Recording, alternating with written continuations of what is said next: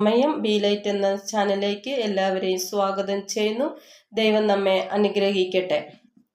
ഇപ്പോൾ നമ്മൾ ഏത് ഒരു ഗാനമായിക്കൊള്ളട്ടെ, ഒരു പാട്ട്, അത് ഏത് തന്നെ ഒരു ഗാനമായിക്കൊള്ളട്ടെ, ഭക്തിഗാനമോ ഏതെങ്കിലും ഒരു സിനിമാ പാട്ടോ ആണെങ്കിൽ, നമുക്കിഷ്ടമുള്ള ഒരു ഗാനമാണെങ്കിൽ അത് നമ്മൾ ആഗ്രഹത്തോടെ, എത്ര തീഷ്ണതയോടെ, എത്ര ഒരു സ്നേഹത്തോടെ നമ്മളത് കേൾക്കുന്നു.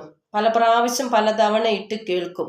അത് അത്രയും ഇഷ്ടവും സ്നേഹവും ഉള്ളത് കൊണ്ടാണ് ആ ഗാനം വീണ്ടും വീണ്ടും നമ്മൾ ഇട്ട് കേൾക്കുന്നത്. അതുപോലെ തന്നെ നമ്മൾ സ്നേഹിക്കുന്ന ഒരാളോട് സംസാരിക്കുമ്പോൾ എത്ര സ്നേഹത്തോടെയാണ്, എത്ര ഇഷ്ടത്തോടെയാണ് നമ്മൾ ആ സംസാരിക്കുന്നത്.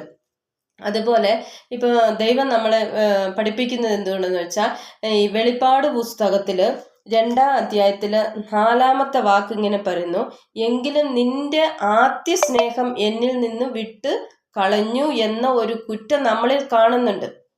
ദൈവം നമ്മളിൽ ഒരു കുറ്റം പറയുന്നുണ്ട്. എന്തുണ്ടെന്ന് വെച്ചാൽ, നമ്മൾ ആദ്യമേ എങ്ങനെയാണ് ദൈവത്തിലേക്ക് കടന്നു വന്നിരിക്കുന്നത്, നമ്മുടെ തീഷ്ണത എത്രത്തോളമായിരുന്നു, നമ്മുടെ കഷ്ടത്തിലും പ്രയാസങ്ങളിലും ആഴങ്ങളുടെ നടുവിൽ നിന്ന് നമ്മൾ ദൈവത്തെ നോക്കി വിളിച്ചപ്പോൾ ഉള്ള ആ സ്നേഹം ഇപ്പോൾ നമ്മൾ കാലം തോറും പോകും തോറും നമ്മുടെ ആ സ്നേഹം വിട്ടുപോകുന്നു. അതാണ് ദൈവം ഇവിടെ ഓർമ്മപ്പെടുത്തുന്നത്.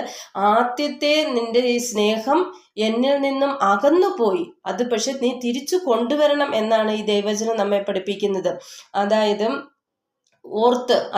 നീ എന്തിൽ നിന്നാണ് വീണിരിക്കുന്നത് എന്ന് ഓർത്ത് നീ മാനസാന്തരപ്പെട്ട് തിരിച്ചു വരണം എന്നാണ് നമ്മളെ ആഹ്വാനം ചെയ്യുന്നത്. നിന്റെ പ്രവൃത്തി ചെയ്യുക. ആദ്യത്തെ നമ്മുടെ പ്രവൃത്തി എങ്ങനെയായിരുന്നു? ദൈവത്തിൽ എത്രമാത്രം സ്നേഹമുള്ളത് കൊണ്ടാണ് നമ്മൾ ദൈവത്തെ ഏറ്റവും കൂടുതൽ ആരാധിപ്പാനും സ്തുതിപ്പാനും ദൈവവചനം വായിക്കുവാനും എത്രത്തോളം ആഗ്രഹത്തോടെയാണോ നമ്മൾ അത് കടന്നു ചെല്ലുന്നത്. അപ്പം ആ ആഗ്രഹത്തോട് തന്നെ തിരിച്ചു വരണം എന്നാണ് ദൈവം ഈ വചനത്തിലൂടെ നമ്മെ പഠിപ്പിക്കുന്നത്. അങ്ങനെ ദൈവസന്നിധിയിലേക്ക് ആകർഷത്തോടെ, എത്ര ഇഷ്ടത്തോടെയാണോ നമ്മൾ ആ കഷ്ടതയിൽ നിന്ന് നമ്മൾ വീണ്ടെടുക്കപ്പെട്ട് ദൈവസന്നിധിയിൽ കടന്നു വന്നുവോ, അതുപോലെ തന്നെ എപ്പോഴും ഏത് അവസ്ഥയിലും ഇപ്പോൾ നമുക്ക് ഇച്ചിരി ബുദ്ധിമുട്ടൊക്കെ മാറി നിന്നേക്കാം, അല്ലെങ്കിൽ നമ്മുടെ കാര്യങ്ങളൊക്കെ സാധിച്ചു കിട്ടിയെന്നിരിക്കാം. പക്ഷെ എങ്കിലും ദൈവത്തിൻ്റെ സന്നിധിയിൽ എപ്പോഴും നമ്മൾ ഒരുപോലെ ആയിരിക്കണം. ആ ദൈവ സ്നേഹത്തിൽ നിന്ന് നമ്മൾ വിട്ടുപിരിയാത്ത ഒരു സ്നേഹബന്ധത്തിൽ ആയിരിക്കണം എന്നാണ് ദൈവം ഈ വചനത്തിലൂടെ നമ്മെ പഠിപ്പിക്കുന്നത്. അതുകൊണ്ട് പ്രിയമുള്ളവരെ, ഏത് അവസ്ഥയിലാണെങ്കിലും നമ്മൾ വീണു പോയിട്ടുണ്ടെങ്കിൽ അത് തിരിച്ചറിഞ്ഞ് ദൈവസന്നിധിയിലേക്ക് മാനസാന്തരപ്പെട്ട് തിരിച്ചു വന്ന് ദൈവപ്രവൃത്തി വേല ചെയ്യുക, ദൈവത്തിൻ്റെ ഇഷ്ടം നിറവേറ്റുക എന്നതാണ്